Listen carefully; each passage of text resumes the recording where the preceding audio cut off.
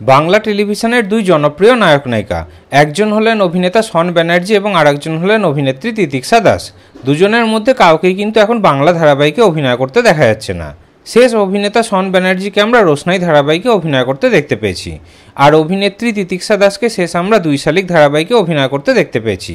Star জলসার এই দুটি ধারাবাহিক বেশ অনেক দিন আগেই শেষ হয়ে গেছে।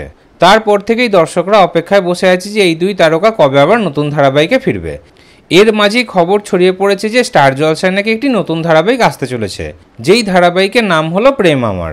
এই নতুন ধারাবাহিকেই নাকি প্রধান নায়ক নায়িকার ভূমিকায় অভিনয় করবেন শন ব্যানার্জি এবং তিতিক্ষা দাস। এই খবর শোনার পর থেকে তো দর্শকরা খুবই খুশি, কিন্তু খবর নিয়ে জানতে পেরেছি যে এই রকম কোনো নতুন ধারাবাহিক আসছে না।